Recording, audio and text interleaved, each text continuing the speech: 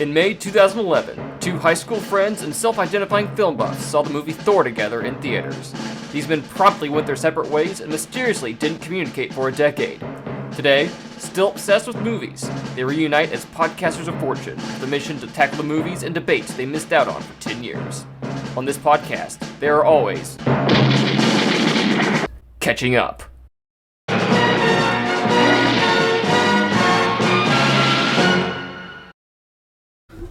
Welcome to the first episode of Catching Up with Daniel and Aaron. Or actually, I put your name first, so it's with Aaron and Daniel. It's fine. The main thing is that you know that this is called Catching Up. I don't need top billing on this, so... Well, for royalty purposes, you might prefer to have... Oh, okay. Okay. We're just... Maybe mine, just because it starts with A and his is D, we go alphabetically here. So that's not true at all. We're starting with a movie that starts with T, so... Yeah. So, okay, Aaron. I guess we should just introduce ourselves as two former high school friends. Yes. Who met in 2009 at Springdale High School. This is in auditioning for... The Diary of Anne Frank. Let's just immediately start this on a giant downer that you and I met doing a play about the Holocaust. We can only go up from here. We did. We went to the attic. Yes, we did. Yep. We did not survive. I did. Oh yeah, you did. You did. Yeah, former theater nerds, forever movie nerds / comic book nerds / Yes, just nerds in general. When we were in high school, it was still kind of like looked down upon. No. I've wanted to have this conversation with someone for a very long time. Okay. 2008's when it shifted. Okay, I had graduated high school by that point, so... We met... Oh, we met... My bad. We met in 06. Yes. I said 09. Yeah, I said okay. 09. Okay, but See, you're right. 06. Already our facts are wrong, because I graduated in 2007, so... Okay, yes. And see, so this is going to be an interesting thing about the podcast, too, is a lot of the things that... like I grew up on, like there's an age gap between us. Like our 2 years. Like that's a significant like age gap if you think about it, especially during that time, because like your Star Wars for the most part was the prequels. No, you grew up with both. I saw the original trilogy in theaters in '97. Special editions. Which again, this is why I feel like this is going to be a fun thing to talk about, because we are, giant geeks. We're into all of these things, but we have vastly different opinions on a bunch of things. One of which is Star Wars, which I'm sure we will get to at some point on this show. It'll come up naturally. Yes, it will. It just like it did right there. So I don't know. It's nice. Obviously, catching up with Daniel and everything, we reconnected on... You just said the title. I did. I worked it in. Here's your check. Thank you. We're getting paid. No, but it's, the joys of social media sometimes is getting to reconnect with people that you haven't seen in a while, and got to do that with Daniel, and we had a couple drinks, and we're like, you know what? Like, we should do a podcast. And lo and behold, here we are. 2 weeks later. Two weeks later. So, but anyway, my name is Daniel McFadin. If you're familiar with me, I'm a NASCAR journalist by trade. And at night, I'm a nerd, geek, whatever. Aaron, introduce yourself. Hi, my name is Aaron Cohorst. I am, I guess, a former professional wrestler. I did that for the amount of time where Daniel was no longer in my life, so he's gotten to miss all of that crazy time where I was traveling the country, wrestling other men for money in spandex. So I remember seeing some social media posts. Okay. So I was aware of it. Yeah. But now I'm just a bartender and homeowner now. So that's exciting. We're filming this in the middle of my move to my house, so I apologize for any sound difficulties that we were having right now. Former professional wrestler, ? Bartender, homeowner. Homeowner. A homeowner has to be on there, all right? Because that was a hell of a process and everything. And the fact that I was able to pull that off, I'm very thankful for. Okay, so the basic premise of this is that me and Aaron, the two of us, before 2 weeks ago, the last time me and you pretty much had any contact whatsoever was May 5th, at least early May, Yes. 2011. You and I and two of my other friends, I went back in my Facebook posts from that week to make sure that I wasn't, like, imagining it. No. Like, we saw Thor. The crazy thing is, I vividly remember so much about this night because I don't vividly. I remember leaving. I remember leaving the movie with you. Okay. Like getting in your car. Okay. I remember that. That's pretty much it. Okay, I remember, like, because I just got... this was the day I got my license back, because, again, I was 22. Mm-hmm. I think at this time I was 22, and I had just gotten a DWI 6 months prior. So the day that Thor was coming out was the day I got my driver's license back from that. So I had that. We were going to Buffalo Wild Wings. We ate at Buffalo Wild Wings. Did? Yeah. We had a fairly significant, like, group in this, and then this was also before movie theaters were like you could pick your seat. Mm-hmm. So we had to like halfway camp out to get decent seats for it. So I remember there being at the movie theater an hour or two beforehand, so we could be first in line. Well, according to my Facebook account from that night, like before we went and saw the movie, we had a marathon of the previous MCU movies. Okay, see, I don't remember this. I don't remember it either, but that's what I'm picking. Me, Okay. you, my friend Mason DeLucci, Okay, and CJ. Colt. Was CJ was with us as well? I don't remember. Okay. But yeah, we watched, apparently we watched the first three. There was only 3 at the time. And then we went and saw Thor. That's how old we are on this. It's 25 now. So we saw it at Fiesta Square in Yes. Fayetteville, Arkansas. Okay, so I told you earlier, like I did research just to like figure out like what all was going on in early May. So putting you back in like that period, Barack Obama was still in his first term as president. There were only 4 generations of iPhones at this point. Okay. Charlie Sheen was a couple months fresh off his very public, very manic spiral. Winning. Okay. Tiger Blood. Yes. This was that spring. Okay. We got Tiger Blood and Winning got injected into the public lexicon. The week after Thor came out, the following week, Smallville ended its 10-year run. Okay. Do you remember what happened 3 days before Thor came out? On May 2nd? May 2nd.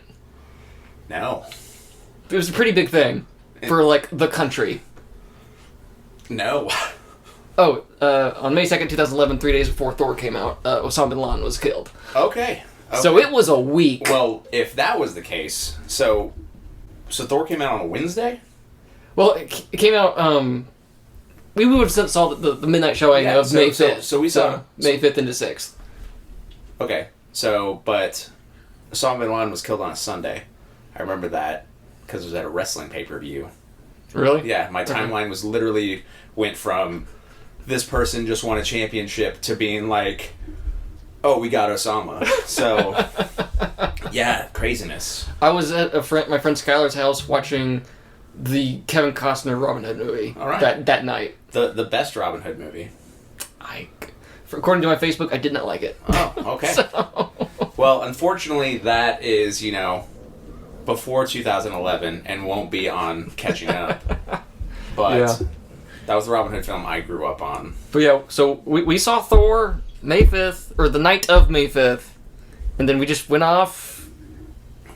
We ghosted each other. Lived our lives. For a decade. I went to work, went to college. I just finished my sophomore year at that point. So I went back to college, grad school, professional career, covering NASCAR for NBC Sports. Now I'm not covering for NBC Sports. I'm a freelance writer right now. You're a bartender. I'm a bartender. Yeah, living vastly different lives. So we have 10 years of movies and pop culture to catch up on. Yes. We're starting with Thor. So I thought that would just be an appropriate place to start. It's a good one. So, and then we're just going to slowly make our way forward. We'll always be catching up. Yes. We're never going to be on time. I'm going to be completely honest. I feel like you and I should have dyed our eyebrows for this episode. Oh. I feel like we missed something there by not. No, Chris Hemsworth's prosthetics are gonna come up. Okay, all right. So anyway, so yeah, we're starting with Thor. We're just gonna make our way forward. Like the movie after this will be X-Men First Class. Because spoiler alert, there will be more than one episode of this. So yeah, we got nothing better to do. This is true. So. And obviously you don't either if you're listening to this, but we appreciate it and thank you. But yeah, so we'll be doing movies on this first season. We'll also have individual episodes dedicated to 2 TV series of our choosing. I'm guessing it's the one you chose. I've never watched. The one I chose, I don't think you've ever watched. I've watched episodes of it. I've never watched it. Sat down, watched the entire thing. We're not going to give that one away. You're going to have to follow along, and no more spoilers on this. So no more burying the lead. Well, we want people to watch this along with us. Yes. So we do need to tell them what we're watching. Yes, but we can tell them about it at the end of the episode. Okay. So that way that they have a week to do their homework. Okay. So all right. So 2011. Yes. May 5th, Thor comes out. There's 3 Marvel movies up to this point, MCU movies. Yes. What were your initial thoughts on those first 3 movies by the time we get to Thor? Okay, so it's absolutely crazy to, go back and think about this in the lens of, what Marvel has done now. But, I mean, it was so crazy. I remember watching Iron Man for the first time in that post-credit scene, and you're just like, what? Like, is this really happening? And then, Tony shows up at the end of the Incredible Hulk movie, and then... Which they spoiled in the trailers. Hey. Okay. They wanted people to come see it. I know, yeah. Those movies didn't come out far apart either. They were a month. They were a month apart. Again, what's really funny about it, going back and, as we continue to do this, is just seeing, they were just kind of going by, the seat of their pants and everything with... Yeah. And just kind of seeing, what stuck and what went. But, I mean, I enjoyed all of them up to that point. I mean, it was just nice, like I said, as a geek to be seeing this stuff on screen. And, I mean... But, that being said, Thor was the first one that I was really worried about if they were going to be able to pull that off. Really? With the 2 worlds and everything, because, I'm a little bit more of a comic book geek than Daniel Yeah, is. you read the comics. So the only Star Wars comics, or the only comics I read are Star Wars comics. But when I got back into comics, oddly enough, was after I graduated high school in 2007, and one of the books that I was reading was Straczynski's Thor. So and it was one of my favorite books. So I was just like, are they going to be able to pull this off? And for the most part, I really think that they did. So, well, I remember the weekend, the Monday after Iron Man came out. I remember the announcement. Oh, here comes the rest of Phase 1. And it was Iron Man 2, Thor, Captain America, and then the Avengers. Oh, okay, they're doing this. They're doing it. And there wasn't any MCU movies in 2009. You had out of the gate you had Iron Man and Incredible Hulk coming out a month apart, and then you had Iron Man 2 in 2010, which I camped out for 6 hours in front of Razorback Theater to go see that movie. Kind of regret that. Hey. And then Thor came out the following year. So, but up to that point, my rankings were Incredible Hulk, Iron Man 2. See, I had Incredible Hulk ranked very high for a very long time, and then as rewatching it and as it's getting further away, it's a solid standalone film, but it just doesn't feel at all connected to what ended up becoming the MCU. So, well, for a long time it wasn't really even acknowledged. Yeah, it was just kind of this thing over here but then you had Thunderbolt Ross finally shows up, and he's been in what, 2 movies? Well, I don't know, because we're still in 2011. Oh, so I'm not sure on these other things. Oh, come on. But it is cool that they're starting to acknowledge it a lot more, like they did the What If episode recently. But my big thing was I didn't necessarily care for the cast. I know this is supposed to be a Thor episode, but since we're kind of going on a tangent with this, I loved the cast of the Ang Lee Hulk movie. Mm-hmm. I love Jennifer... I've never watched that one. Oh, okay. I love Jennifer Connelly. I love Sam Elliott as Thunderbolt Ross. Eric Bana playing, Bruce Banner. So, Hulk's one of my favorite comic book characters, Yeah. so like to me that there's no bad Hulk, and I think that the worst MCU movie is still better than 90% of the movies of like this geek genre that come out these days. Anyway, so Okay. But I still remember, like, through, like, 2010, 2011, there was people saying, are they really going to pull this off? Like, there was fear, like, it was, like, going to fall apart. Oh, yeah. All of a sudden, like... Justifiably so. I mean, like, spoiler alert for, like, the X-Men franchise, like, even with everything that's going on, and then, we're going to be talking about First Class next week, and all the good faith that built up, and we got 2 good movies with that timeline. Mm-hmm. So... I mean, when we get a good superhero movie at that time, like it's a big deal. So I mean, like we're very spoiled these days with Marvel. Thank you, Kevin Feige. But like there's good years for movies, and then there's just downright awful year for movies. Yes. Like 2011, pretty good. Thor, Captain America, First Class. That's a good summer. We have a good list of episodes that we're going to be doing for this. I'm excited to talk about them. Some of them because I haven't seen them since 2011, and they were not good. So are any of these movies that you haven't seen? I'd have to redo our list, or have to take another look at the list. I don't think so for 2011. But 2012, I think there's Okay. 2 or 3 that we were talking about. Because there's some in this batch that I have not seen. I take that back. So. I take that back. There is one. It's right there. Oh, you haven't seen... I haven't seen that. Oh, okay. The one that came out in 2011. So. Okay, I've seen it. Okay. So this is fun. I mean, just getting to... I saw that before I saw the original. Ooh, okay. So I didn't see that because of the original. Yeah. And, that's another real fun thing about, like, this, too, is just being, like, which ones you saw first, and how that, affects your opinion on certain things, so...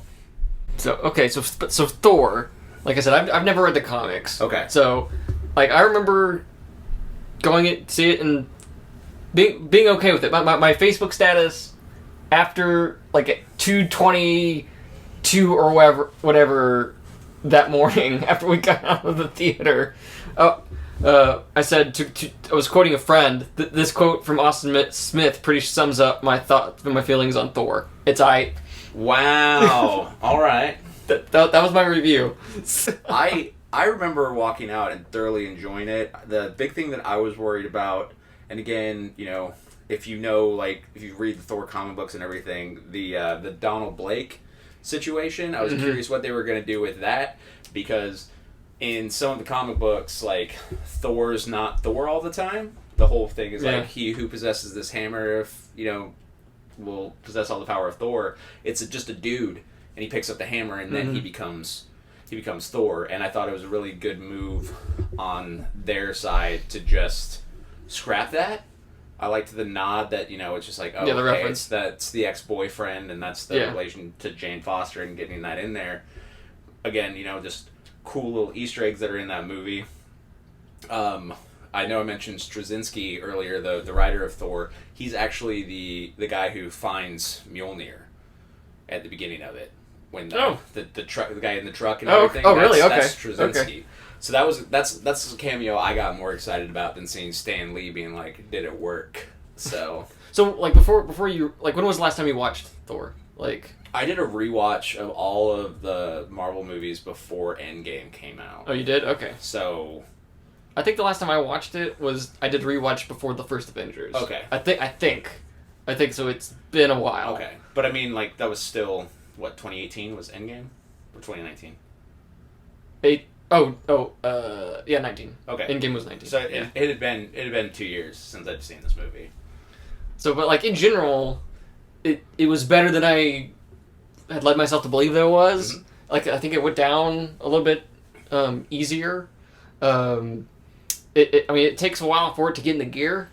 For me, it doesn't really start until he crash lands on Earth. Okay, interesting, because I have a different take with it. Is I really don't care about anything that happens on Earth. Oh, wow, okay. Like, I feel like we're already we're diverging. I mean, I feel like they get, like, obviously, they go for a lot of the cheap laughs and everything, but I think that, like, the stronger stuff in these movies has nothing to do with like Earth-related things. For me personally, and I think like the strongest stuff in this is like that very like Shakespearean dynamic with the power struggle, and then that goes with which is why they brought in Kenneth Branagh to direct. Exactly. And again, this is my first time seeing Chris Hemsworth in anything. Star Trek 09. Okay, in a big role, yeah. Because like in Star Trek 09, I'm not thinking like who's this guy. I'm just like, oh hey, that's the captain is the bad guy from Iron Man. Is what I was thinking in that first thing. Yeah. But so this is like a big like first time seeing him. It's definitely the first time I've ever seen like Tom Hiddleston. Mm-hmm. And then we're talking about like these big Shakespearean things and like the scene when I loved it. I remember I just watched this movie last night, and the scene where he goes down to where all of the relics are, and it's right after he finds out he's messing with what is the name of the artifact? I don't know. But the glowing thing, the ice giant, like, and it's Loki, and he grabs it and he does the turnaround with Odin, Anthony Hopkins behind him, and he's frost giant Loki, and just that moment that they have together, I'm like, this man is such a talented actor. Oh yeah. And it's just, and again, like the first thing that you see in him is Thor and Odin like getting into it, and Tom Hiddleston is doing this fantastic just voiceless acting, like just with his eyes and where he's looking. I'm like, and for me and just the Thor series in general, I feel like how much you love these is based on how much you appreciate Tom Hiddleston, which I feel like a lot more people do now with the Disney Plus series. Oh yeah, but it's like even it's so odd because he looks like a baby. They all look like babies, except Anthony Hopkins, who somehow looks older in this movie than he does in any of the other ones. But it's very funny because like you think that these guys like they've aged very well, but they look. I mean, again, this movie's 10 years old, and it's like, yeah, they're kids. Well, I think Thor is one of like the bigger gambles of that phase one, just because of how weird it is compared to everything that came before, and also like your leads outside of Natalie Portman are the only ones of the Iron Man, Incredible Hulk, Captain America who are pretty much unestablished. Yes, like they're nobodies.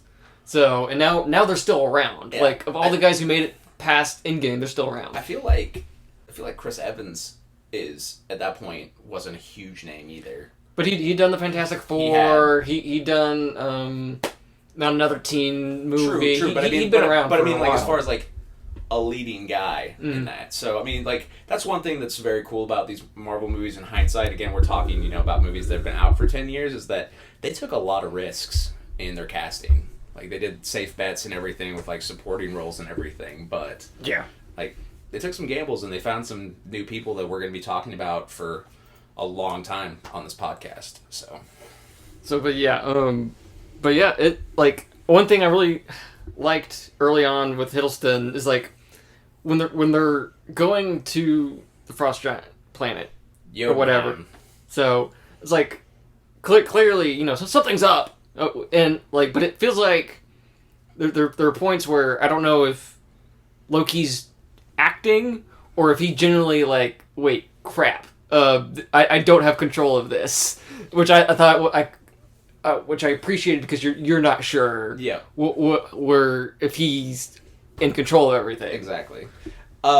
What's funny about that Frost, when they're at Jotunheim, like some of it looks very good, and then some of it looks very bad. And there's more than one shot of I think Jamie Alexander's character and another character running from the beast, and they are clearly when they're running. So everyone likes to poke fun at the Peter Jackson King Kong movie when they're running away from the dinosaurs and like how bad that looks. Uh-huh. This shot was horrible. They're clearly superimposed on a green screen. Yes. It was bad. It looked like how I feel about a lot of the Justice League or the DC movies these days, and also like So I feel like CG. This is another thing. When it's done right, looks fantastic. Yeah. But when it's so like heavily relied upon, it doesn't look good. So like a lot of these like Disney films that come out, it doesn't work for me. But I then again saying this, what they were able to do years later, like making completely CGI characters that look like they have weight, and it's crazy. And that's one thing I'm definitely looking forward to, as far as like going and watching these movies and being like, just seeing how much this has progressed over the past decade. Yeah. Yeah. Okay. Let's talk about just things in general that didn't age well with this movie, like the green screen shots, like Yes. that. The fight at the end between Thor and the Destroyer. Was that really a fight? I don't know what it was. There's a tornado. Yes. Thor does some stuff in the tornado. The thing. I mean, since we're talking about the end of the movie, the thing that I thought was just weird was like him getting the hammer, and then it was just like, we're gonna show his like costume going back on. It was like, we're doing the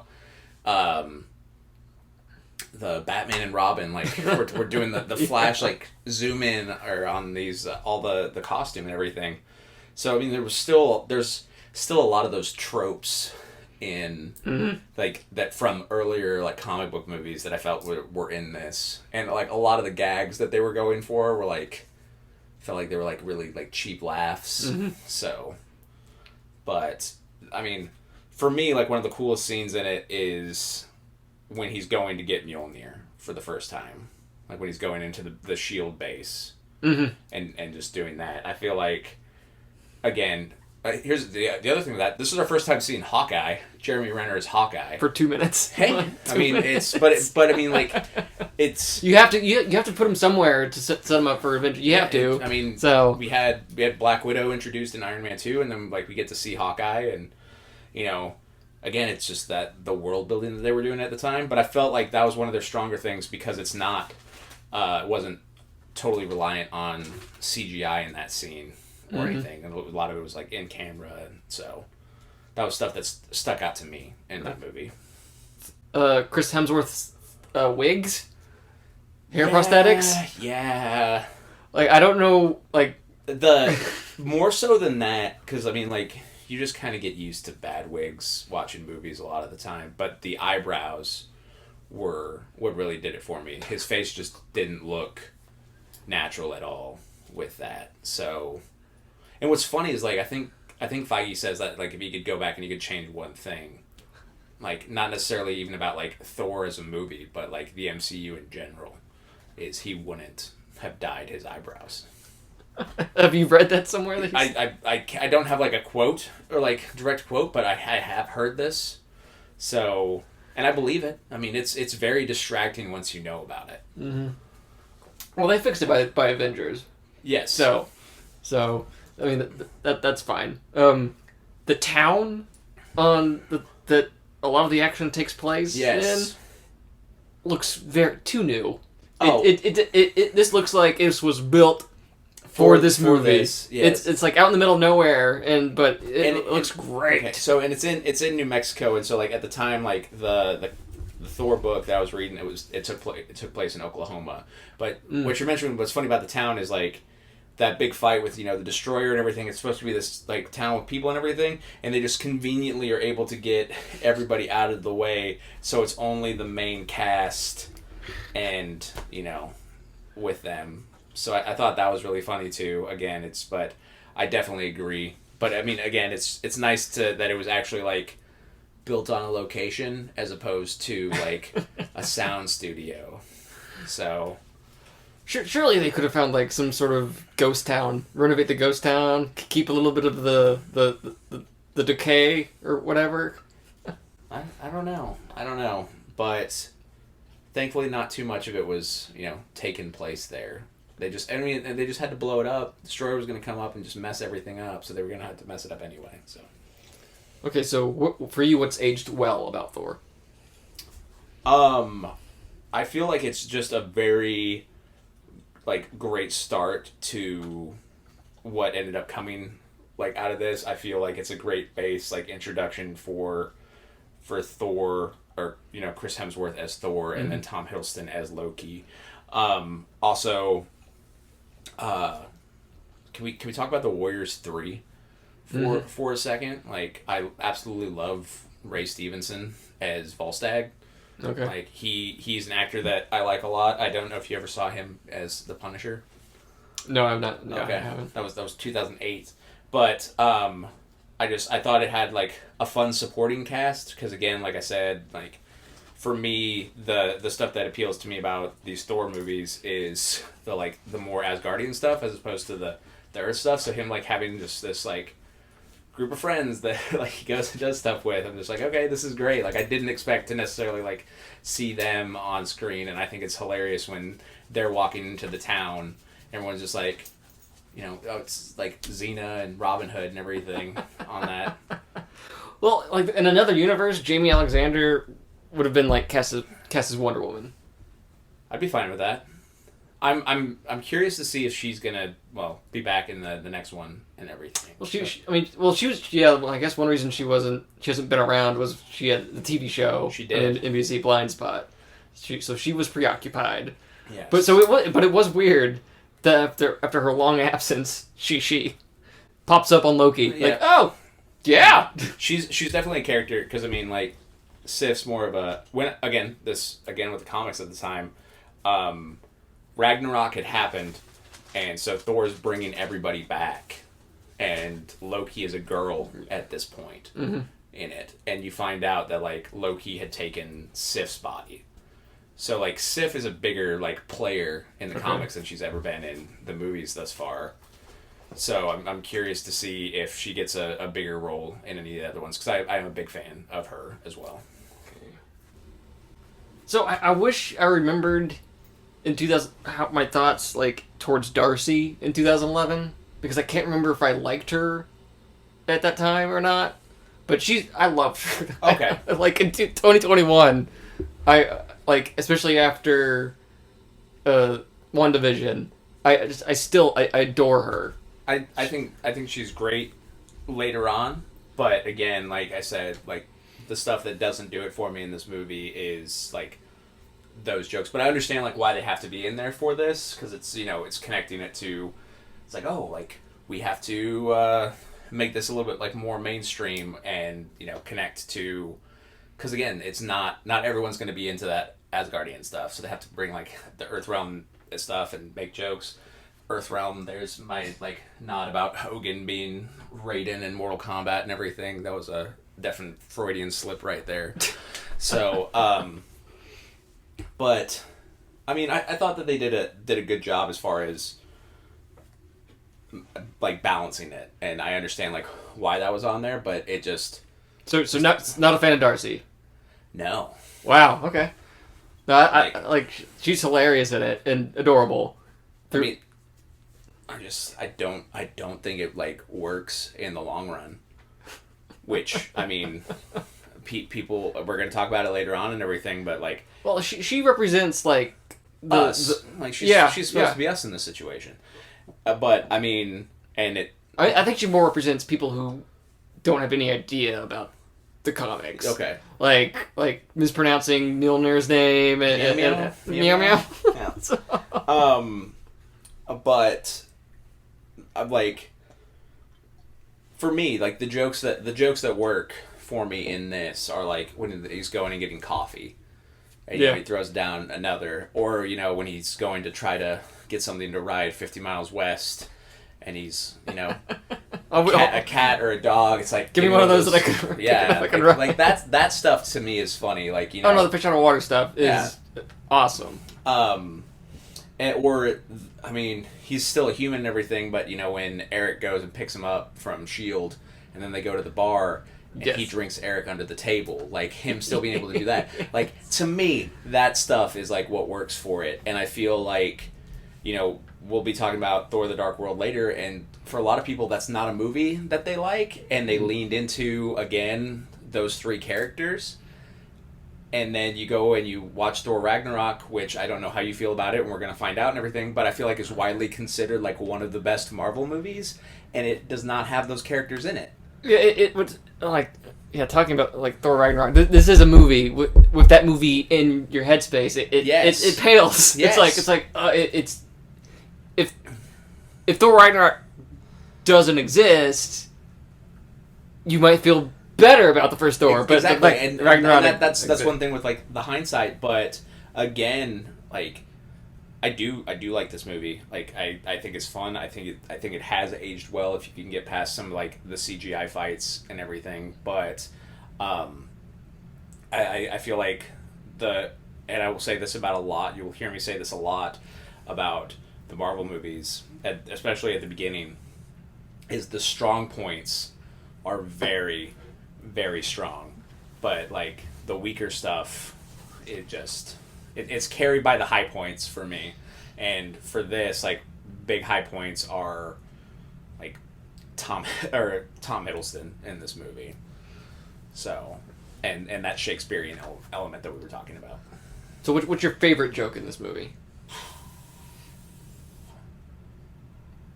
I really enjoy the Idris Elba bit. We haven't brought him up yet.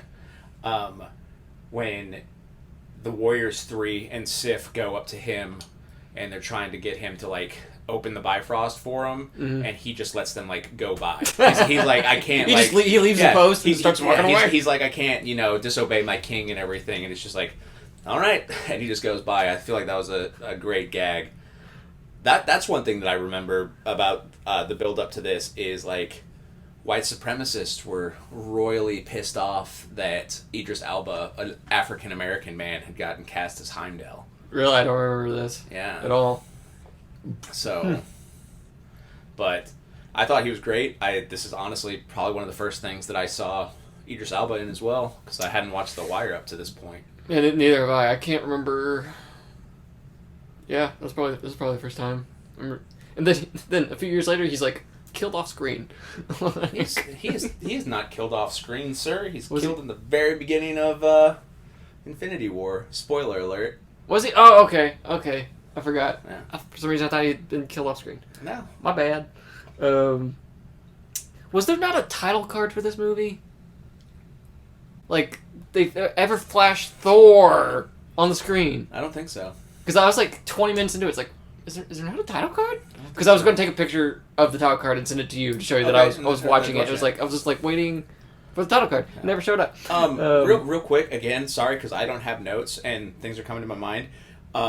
Agent Coulson in this is fantastic.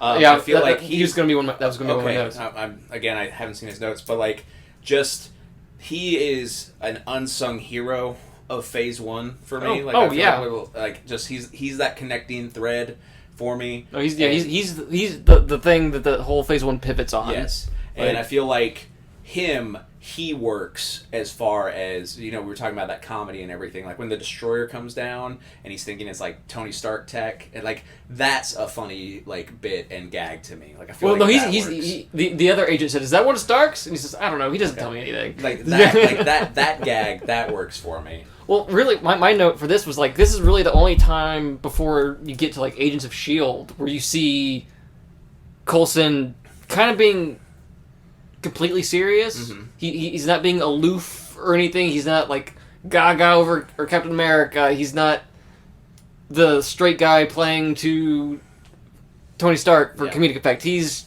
like all business in this movie. This is really the only time you get to see that is in this movie. He's also like, speaking of the agents and everything, that's the first time we get to see a particular agent who's going to be playing a bigger role down the line in these MCU movies. That was like that. There's the Leonardo DiCaprio Once Upon a Time in Hollywood meme, where he's pointing at the screen.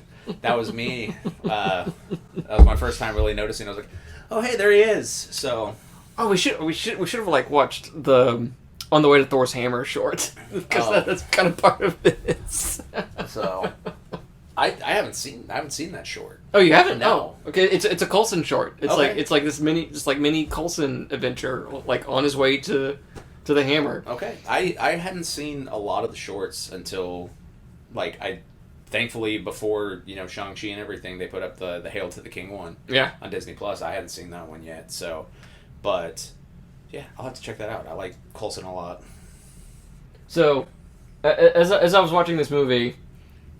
Oh, like one of my favorite. I wouldn't even call it a gag. Maybe But like when the Warriors 3 show up in town and they arrive at Jane's place and they're like banging on the window, found you. that I thought that gave off such huge Galaxy Quest vibes. Okay. Like specifically Jamie Alexander, she looks like she's got this huge like grin on her face. She looks like the head female alien chick. Yes. From Galaxy Quest. Yes. Man, I love Galaxy Quest so much. Like that's so great. Have you watched the doc on that yet? Yeah, I saw it in theaters. Okay. I saw it in theaters. That might be a future episode, is us talking about a documentary about a movie that we like because it came out before 2011. So one thing that I felt slightly better about after this movie was Jane, because I spent like the last decade or so just like not really liking her as a character. I love Natalie Portman, great actress, but I for the last 10 years I viewed her relationship with Thor as specifically through this like they're hot for each other. Mm-hmm. That's how I viewed it for most part. That was their dynamic. There was nothing else to it. But after watching this, I was like, okay, no, she's a type A nerd who's really into her research. Yeah. And for the first half of the movie is just using Thor in order to further her research purposes. But then yeah. I mean, this is a very like, paint by numbers like love story type of thing. Honestly, one thing that I like, because I couldn't remember if they did it like at the end of the movie when he's like I'll like come back and everything. Yeah. And like she wants to kiss him and then like he just like kisses her hand. I'm like, man, that should have been it. Yeah, exactly. It should have been it. Had they just cut it right there, it would have been so great. But I think she's great in this movie. Out of the the three characters that we were talking about, like Eric's fun. Like I enjoy him as like middleman, but I feel like how they incorporated like Asgard and they're giving like a scientific explanation for everything. I feel like in a movie where I'm going to what is the phrase? The disbelief. I'm gonna suspend disbelief. Yes, I feel like it worked really well. I felt like they did a good job with that and just bringing her in. I thought she did good. And again, Natalie Portman is an insanely talented actress. So, but I really wish they had just But kept it at kissing the hand. But nope, they had to. But again, but her story arc in this is not like anything super spectacular, and I felt like she definitely elevated the material that she was given as opposed like any other actress. I feel like you probably would have been sharing the exact same feelings that you've had for the last 10 years on a rewatch if it was someone else. Yeah, but yeah, as soon as they kiss, I'm like, there's nothing earned in this moment at all. But I'm glad she's coming back for Thor: Love and Thunder. I'm excited. She gets to wield the hammer. That's gonna be awesome. As excited as I am about like her coming back for that, I'm as far as like return characters or anything along those lines, it's just like I'm just glad they gave it back to Taika Waititi. So that's where I'm at on my Thor discussion. So Loki straight up murders Thor in this movie. Yes. With the Destroyer. Just straight up murders him. You know what else? Not only that does he straight up murder him and all. He's like committing genocide.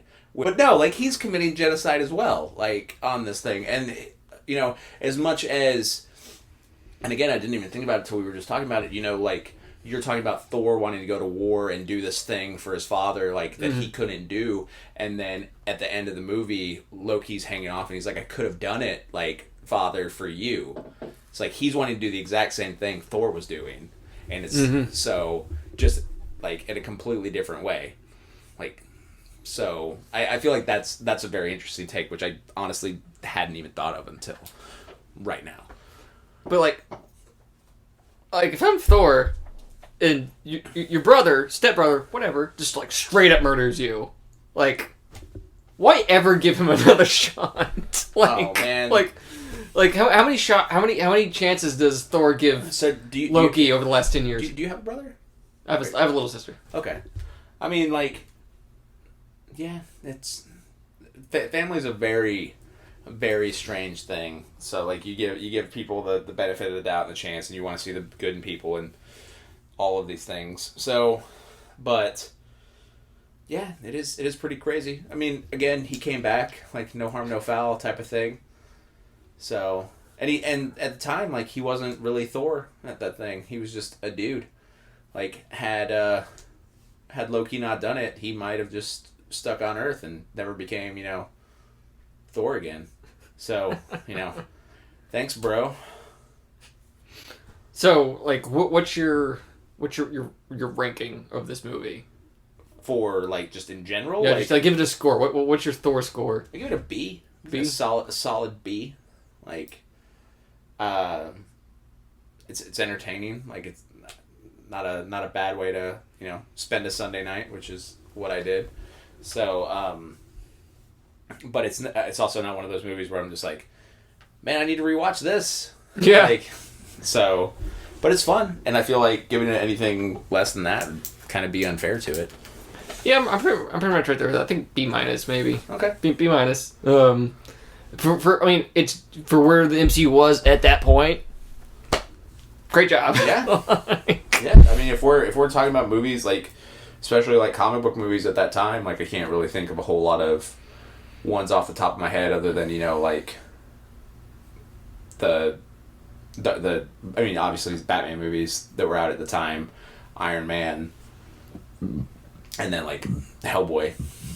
But I mean, it's up there for sure, especially at this time. Like, as it goes down, like, Marvel really, became the machine that the MCU became that machine, and they were like, this is what works, we're world building and everything. So, well, what's funny is, like, at the time, like, we saw this at, like, Fiesta Square. Like, It was the only theater in our area that was doing midnight showings of Thor at the time, which surprises me even now. It's like, I mean, really? I mean, this is the thing that's crazy about this now too, is like, midnight showings don't really even happen anymore. Now movies that are coming out, because of the popularity of them and everything, they do them at like 7 and 10 o'clock. Well, that started basically the following year after the Dark Knight Rises shooting. Okay. That was the demarcation line for that. Because I was about to say that because I couldn't remember if it happened at Dark Knight or Dark Knight Rises. It was Rises, yeah. So okay, so that makes a lot more sense with it. But also, like,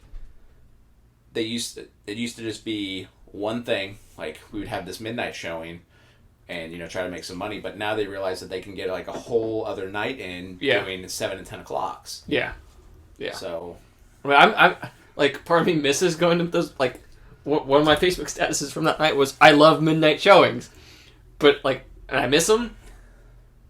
Yeah, but I don't think you can get me out at midnight to go see the movie. I mean, it's again, like, I'm 33 now, and I like sleep, so I don't get it too often these days. So, but maybe once a year I would do it. Like, it'd have to be a very good movie. Like, a movie I'm really excited for. More so than like a midnight movie, I'd be more interested in like a marathon of movies, and being like, hey, we're gonna be here for a day. Like, there better be breaks. Yeah, like that, like how they do it with the Best Picture. Like, I think AMC around here does the Best Picture thing, where they show all the Best Picture films during a weekend. Mm-hmm. Like that to me is a lot more appealing than just going to a midnight movie. Okay, so Thor, 10 years later, I've warmed up to it a little bit. Okay, is that in your? It's still right where it was for me. Okay. Like, there were the things that I like about it definitely aged well, and then the things I remember not liking about it, because again, like, I always enjoyed this film. So yeah, but that's Thor. So our next movie will be X-Men First Class. Which, spoiler alert for that is the movie that I have seen the most at a movie theater. Really? Yes. How many times? 7. Okay. I saw that movie 7 times at the movie theater. It took the place of the original Jurassic Park, which I saw 6 times at a movie theater. And if you want to know why I saw this movie 7 times at the movie theater, tune in next week. And I will tell you this story. I will regale you with my love of X-Men First Class. Okay, so X-Men First Class is our next movie, so please go watch X-Men First Class. Yeah, check it out. So, is it streaming on anything? It should be Disney Plus at this point. Have they moved the Fox movies over? I think so. And that's one thing I'm gonna have to take notes on, is finding out if any where of these everything are streaming. Where everything is. So we're gonna. I apologize in advance for all of these, because some of these you're gonna have to do some rentals on your favorite streaming service. Or go to your local library for free. Yes, we can't. I would say your local video store if you have one, because support local business. But that's another thing. It's like 2011, like video stores were still around. We were still renting movies, man. Yeah. Yep. No. Then Hastings went away and everything. It was a dark time when that went away. Okay. I remember the last time I went to one. So let's just date us and also like hit us with our location. So if you know what Hastings is, pour one out. So.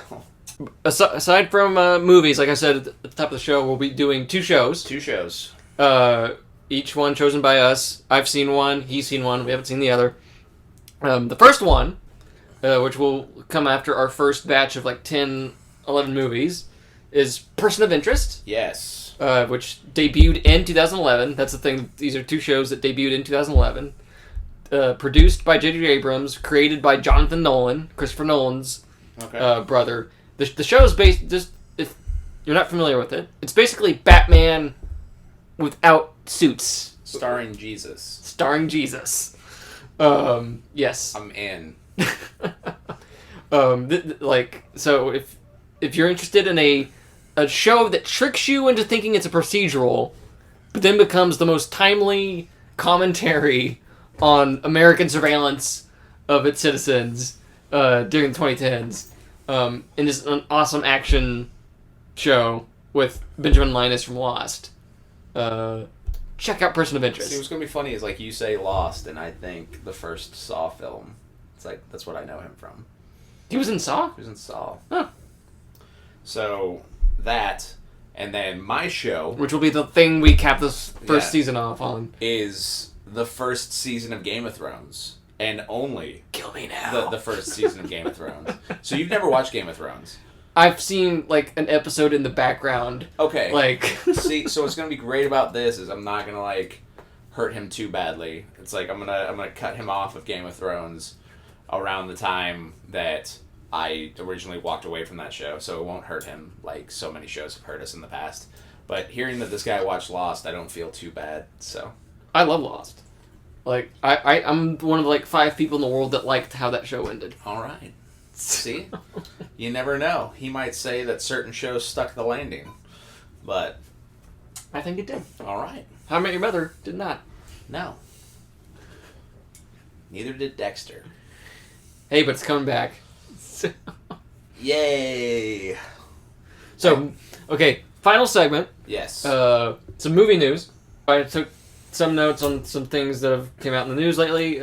Extraction 2 on Netflix with Chris Hemsworth. Okay. Related. So, to Thor. Did you see the first Extraction? I did see the first Extraction. I really just wish that it was one movie, but you know what can you do? Yeah, they released the teaser for last week. Okay. They're coming out with Extraction 2 at some point soon. Netflix had their big just trailer drop. Yeah. So, Stranger Things. I'm excited to see that coming back. Where all the kids are weirdly in their 20s now. Hey, you know what? We all get older, so it's okay. It's okay. At least, they're getting older, unlike, the X-Men cast in future films from First Class to Dark Phoenix over the course of 30 years, where they don't age at all. Okay. Bringing it back full circle. Yeah. So what's coming next week? Super Mario animated movie. Did you see the news about... I saw the news, and spoiler alert for things that are coming in 2011 and future episodes. I like Chris Pratt. Yeah. I think he is a very, talented actor. But there are certain things that I enjoy him in and certain things that I do not enjoy him in. And I think that they missed a golden opportunity to cast Danny DeVito as Mario with Charlie Day as Luigi. So that's me being my hipster self. I understand why it's there. I didn't see Sonic. I feel like Captain Lou Albano will forever be the greatest Mario that we ever got. And, so the original Super Mario Bros. Movie. Yes. You like it? No. You don't? Okay, No. I like it. I watched that movie a lot as, a kid. I never played the games or anything, so just, I wouldn't... I feel like I played some games. I feel like the set design is great in that, but that's not a Mario movie. That's a Mario movie in name only. So, yeah, but... I haven't watched it as an adult. Yeah, well, I mean, it'll be interesting. It's going to make money. People want to see that. Sonic made money, so we'll see what happens. But yeah, Chris Pratt is Mario, Charlie Day is Luigi, which I get that. Jack Black as Bowser is probably the thing that gets me the most hyped. So Anna Taylor-Joy is Peach. Okay. I don't know who. Keegan-Michael Key, Seth Rogen are also in it. So it's a cast. So it's a cast. Rogen's playing Donkey Kong, and Keegan is playing Toad. So that should be interesting for sure. Okay. Did you watch any of the other Netflix trailers that dropped? Did you watch the Cowboy Bebop or? No, I haven't seen Cowboy Bebop. But yeah, the duo who wrote Teen Titans Go and Teen Titans Go to the movies are directing it. And the people who wrote Matthew Fogel, who wrote the Lego Movie 2, the second part, and Minions: The Rise of Gru, is writing it. So suddenly, I didn't realize who was writing it or anything along those lines. Suddenly, that makes a lot more sense with Chris Pratt and Charlie Day doing voices for the Lego Movie. Yeah, because Chris Pratt was in that. So I'm sure the Lego Movie will come up on the Catching Up podcast in 10 years. Yeah, I don't even know when that came out, but we got, I believe, 20 episodes. I was in Indianapolis. I was living in Indianapolis, going to grad school. Okay. Which was 13 to 14. Okay. So wow, it's been a while. It's been a minute. So, did you see the Army of Thieves trailer? Zack Snyder's Army of Thieves. Yes, I did. Did you see Army of the Dead? Yes, I did. Okay. Well, I was watching the trailer. I was like, wait, is this a sequel or prequel? I couldn't remember if the character died or not. Yeah, so that actor was definitely a high point for Army of the Dead, but I don't know. Zack Snyder, I like some of Zack Snyder's stuff, and he made one hell of a zombie movie back in the day. Army of the Dead was not it, though. So, but, people got to get their money with all of these streaming services and have to try to stand out, and I'm sure... actually, you know what? I probably won't watch that one, because I'll be watching stuff for this, so... I'll be catching up, and maybe in another 10 years when we get to 2022. Yeah. I just find it weird... You make a prequel to a zombie movie that has nothing to do with zombies. That's. Hey, you know what? It's all a shared universe, and that's honestly one thing that I'm sure we will get to at some point.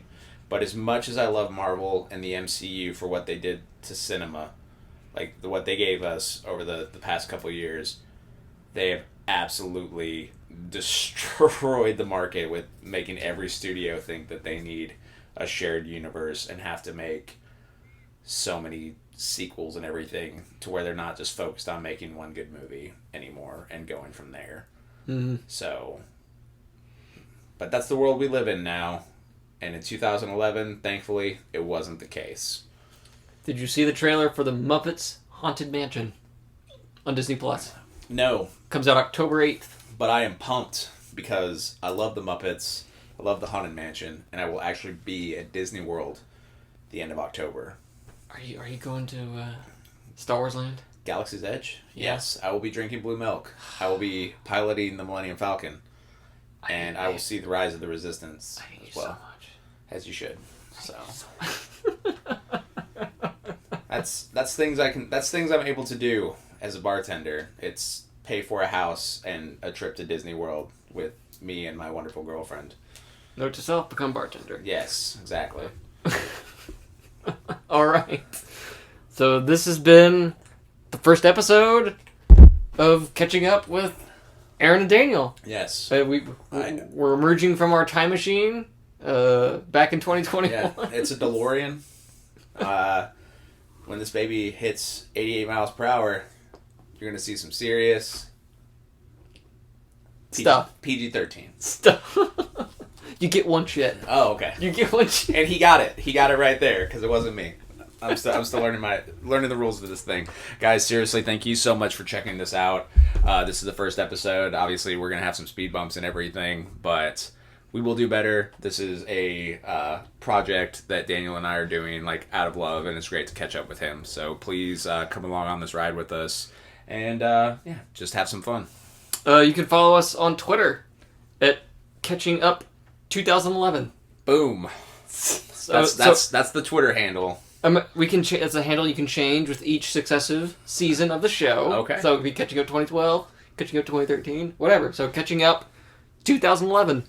So follow that so you can see updates on the show. So yeah, like and subscribe. Tell your geeky friends about these two white dudes talking in Aaron's man cave. Or on Zoom, whatever we will have to do at any specific time. But yeah, Catching Up with Aaron and Daniel. This has been the first episode. I'm Daniel. I'm Aaron. And talk to you next week. We'll work on having like a closing out. So, I mean, if you guys can think of something cool, that'd be nice for...